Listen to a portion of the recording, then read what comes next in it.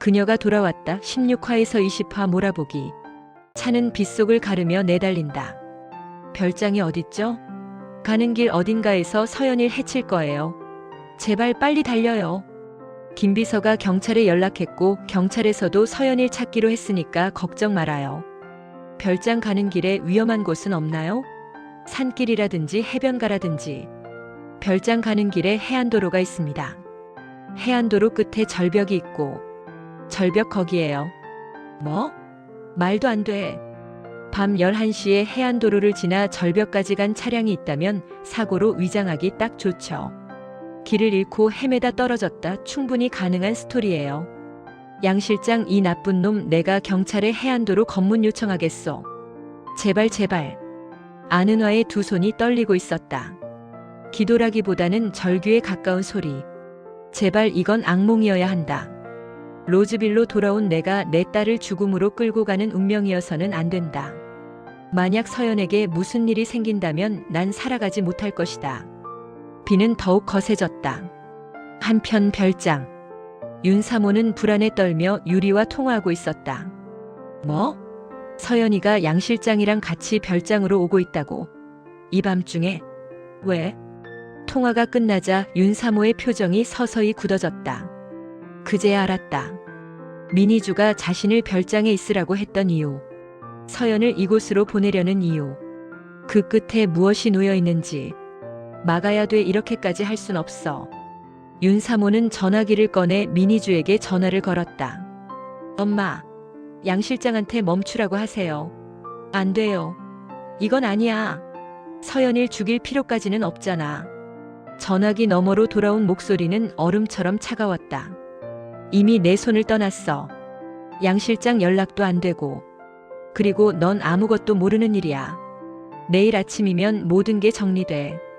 아마 신문엔 선샤인그룹 강현빈 회장의 폐륜과 불륜 기사가 도배되겠지. 엄마, 신호음만이 남았다. 윤사모는 더 이상 생각하지 않았다. 문을 열고 비가 쏟아지는 밖으로 뛰쳐나갔다. 이번엔 지켜야 해. 누군가 죽어가는 걸 또 바라볼 순 없다. 해안도로. 차가 멈추자 서연은 불안한 눈으로 창밖을 내다봤다. 바다 냄새가 너무 가까웠다. 여기가 어디죠? 별장까지 멀었나요? 죄송합니다. 내비가 길을 잘못 알려준 것 같아요. 엄마 걱정돼요. 빨리 가주세요. 아가씨는 잠깐 계세요. 비 오니까 나오지 마시고. 양 실장은 천천히 문을 닫고 비 속으로 사라졌다. 그의 앞엔 절벽. 그리고 아래 삼켜버릴 듯 검은 바다. 그는 차 뒤로 돌아가 밀기 시작했다. 조금씩 조금씩. 타이어가 절벽 끝을 향해 미끄러졌다. 그 순간 멀리서 헤드라이트가 번쩍였다. 강현빈의 차가 양 실장 앞에서 멈추었다. 양 실장은 머뭇거리지 않았다. 그대로 차를 밀어버렸다. 차가 허공을 갈랐다. 금속이 공기와 부딪히며 울리는 비명 같은 소리. 거대한 어둠이 차를 서연을 삼켰다. 그 순간 안 돼. 서연아. 아는화의 절규가 폭풍처럼 터졌다. 그녀는 주저하지 않았다. 신발도 망설임도 없었다. 그녀의 몸은 절벽에서 바다로 떨어졌다. 얼음처럼 차가운 물속. 서연의 차는 이미 깊은 곳으로 가라앉고 있었다. 아는화는 숨이 끊어질 듯 물살을 밀어내며 차에 다가갔다. 서연은 의식 없이 창에 머리를 기댄 채 있었다. 손이 차 문에 닿는 순간 그녀는 울부짖듯 몸부림을 쳤다. 제발 서연아, 제발 숨 쉬어 하느님, 제발. 물속에서 들리지 않을 기도. 그러나 세상에서 가장 간절한 음성. 파도가 덮쳐오고 비는 더 거세졌다. 하지만 그녀는 놓지 않았다. 그 누구도, 그 무엇도, 그 순간만큼은 서연을 빼앗을 수 없었다. 서연을 살릴 수 있다면 내가 세상에서 사라져도 좋아. 서연의 차량이 절벽 아래로 추락한 순간 아는화는 단 한순간의 망설임 없이 바다에 뛰어들었다. 물속은 흐릿했고 숨이 끊어질 듯 차가웠다.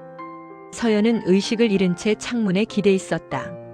그때 충격으로 열려버린 차문 틈이 보였다.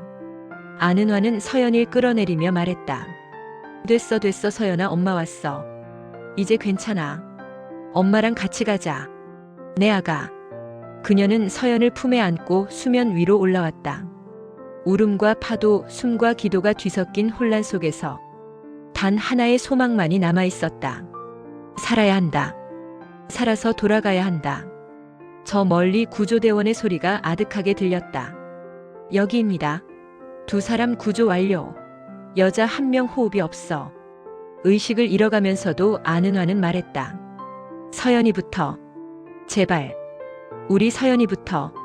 그때 강연빈은 아는화와 서연이 향해 달려가면서 소리쳤다. 서연아. 세영아. 세영아.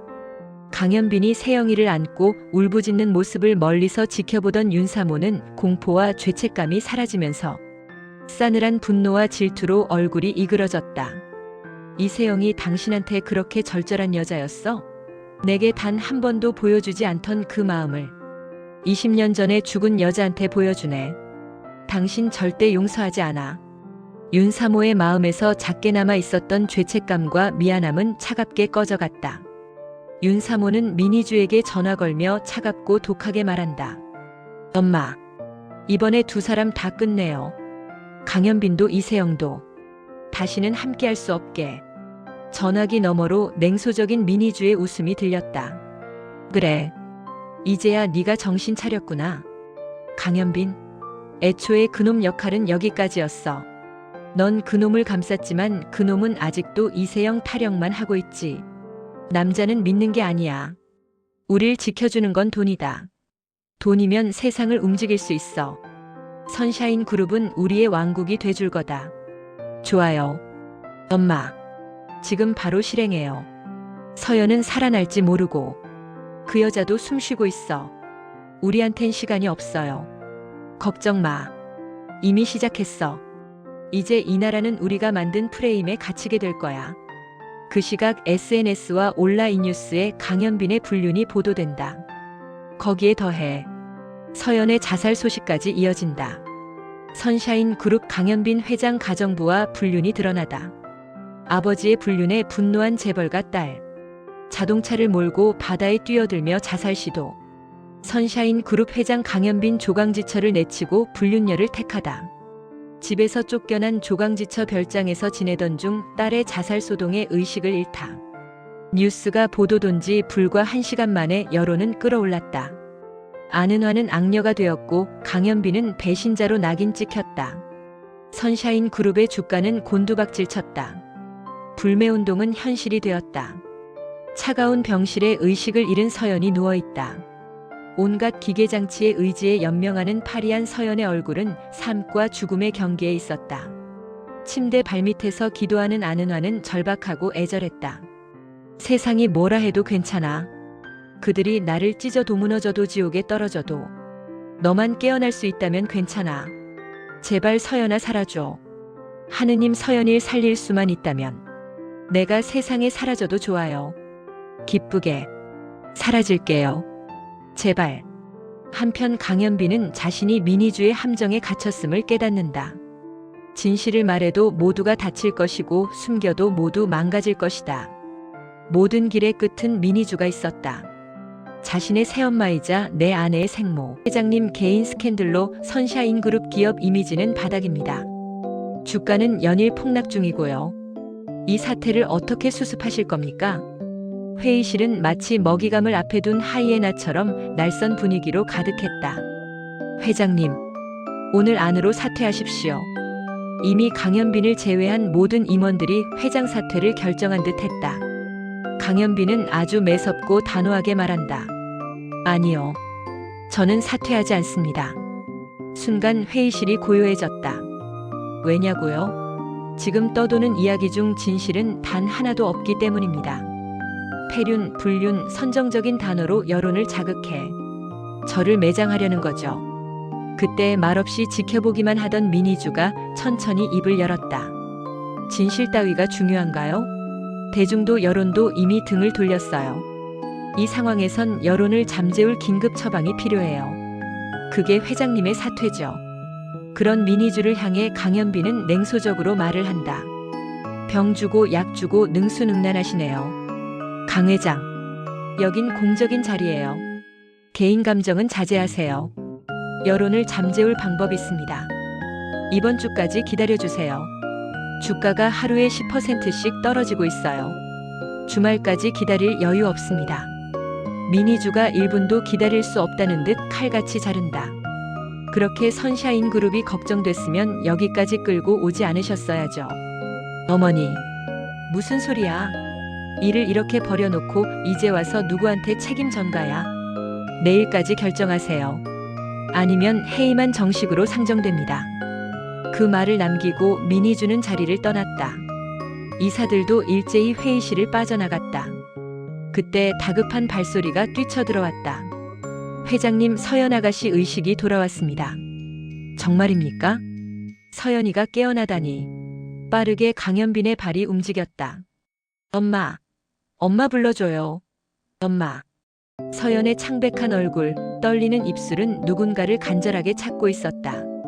곁에 서 있던 아는화는 차마 앞에 나서지 못하고 숨을 죽인 채 서연을 바라보고 있었다. 간호사는 서연의 의식을 잡으며 말했다. 어머니, 여기 계세요. 의식을 잃은 동안 내내 이분이 곁에 계셨어요. 한숨도 안 주무시고 기도하시고. 그 말에 서연의 고개가 천천히 들렸다. 아는화와 눈이 마주쳤다. 서연의 시선이 차갑게 식으며 얼굴을 돌렸다. 저 여자는 제 엄마 아니에요. 엄마 불러주세요. 엄마가 절 구했어요. 서연의 기억 속에서 물속의 목소리가 되살아나는 듯 했다. 엄마 왔어. 이제 괜찮아. 엄마랑 같이 가자. 내 아가. 목소리는 따뜻했고 자신을 아는 가슴은 애절함으로 가득했다. 엄마의 사랑이 이토록 절절했던가. 자신이 아는 엄마는 이렇게 따뜻한 사람이 아닌데. 차가운 바다에 뛰어들 만큼 용감한 사람도 아닌데. 하지만 분명 들었다. 엄마가 왔어라는 목소리. 서연은 아는화가 들으라는 듯 간호사에게 말한다. 저 여자 내보내세요. 싫어. 끔찍해요. 저희 엄마한테 연락해주세요. 그 순간 병실 문이 열리고 강연빈이 들어왔다. 서연아. 아빠. 아빠. 서연은 현빈을 향해 울음 가득한 목소리로 말했다. 엄마 괜찮아요? 엄마가 날 구하기 위해 바다로 뛰어들었어. 엄마 보고 싶어. 서연아, 널 구한 사람은 이 사람이야. 서연은 아빠가 가리키는 사람이 아는화임을 알고 싸늘하게 말한다. 저 여자 아니야. 분명 엄마라고 그랬어. 네가 잘못 안 거야. 바다에 뛰어들어서 널 구해준 사람은 이 사람이야. 아는화. 그 자리에 아빠도 있었어. 거짓말. 저 여자는 가정부잖아요. 아빠를 뺏은 나쁜 여자잖아요. 서연의 말이 칼처럼 아는화의 가슴에 날아들었다. 아는화는 더 이상 버티지 못했다. 다리가 풀리듯 바닥에 내려앉았고 참았던 눈물이 쏟아졌다. 강연빈은 결심한 사람처럼 숨을 들이켰다. 널 벼랑으로 밀어 떨어뜨린 사람 양 실장이야. 할머니 비서. 아니야. 양 실장님이 왜? 할머니 비서가 왜요? 내가 할머니 친손녀가 아니니까. 순간 서연의 비명이 터졌다. 아니야. 거짓말이야. 울음은 아니라 절규였다. 그녀는 귀를 막고 소리쳤다. 믿고 싶지 않은 진실이 파도처럼 몰려왔다. 버리고 저 여자를 선택했잖아. 엄마 불러줘. 저 여자가 아니라 내 엄마. 서연은 침대 끝에서 애절하게 서연을 바라보는 아는화를 가리키며 소리친다. 강연빈이 안타깝게 말한다. 서연아, 아빠 말 믿어. 저 사람이 널 낳은 친엄마야. 싫어. 싫다고. 저 여자가 내 엄마라면 나한테 엄마는 없어. 2번 다시 내 앞에 나타나지 마. 나가. 나가라고. 서연이 격렬하게 소리치자 간호사가 달려와 강연빈과 아는화를 병실 밖으로 데려간다. 병실 밖으로 끌려 나온 아는화는 그대로 힘이 풀려 쓰러지듯 벽에 기댄다. 강연빈은 그런 아는화가 안쓰러운 듯 다가가 부축하며 말한다. 괜찮아요? 난 괜찮아요. 서연이 부탁해요. 그때 복도 끝에서 윤사모와 유리가 다가온다. 유리는 아는화를 부축하는 강연빈을 향해 소리친다. 아빠 제정신이야? 언니 병실 앞에서 뭐 하는 거야? 언니 죽을 뻔했어. 저 여자 때문에. 유리야. 이 사람이 언니를 구했어. 서연이 구하려고 바다에 뛰어들었다고. 구하는 척 한 거야. 쇼였어. 아빠 사랑받으려고 한 쇼였다고. 순간 공기가 얼어붙는다. 양 실장이 자수했어. 언니를 죽이려고 했다고. 전부 저 여자가 시켰다고. 말이 끝나기도 전에 형사 둘이 다가선다. 아는아 씨, 경찰서로 동행하시죠. 당신들 뭐 하는 겁니까? 강서연 씨를 살해하려 한 양수길 씨가 자백했습니다. 공범으로 지목됐어요. 아는아, 아니 이세영은 기가 막혀 아무 말도 못하고 생각한다. 덫에 걸렸구나. 사실이 중요한 게 아니다. 지금은 누가 더 큰 거짓을 먼저 던지느냐의 싸움이다. 그때 윤사모가 아는아 옆으로 다가와 작게 속삭인다. 쓰러지면 안 돼. 이제 시작이야. 돈에 눈멀어 자기 딸을 죽이려고 한 애미. 그 애미가 버리고 간 딸을 피눈물로 키우고 지킨 조강지처. 재밌지? 기다려, 아직 더 남았어. 윤사모는 미소를 남기고 병실 안으로 들어갔고 유리는 강현빈을 향해 소리친다. 아빠 용서 안 할 거야.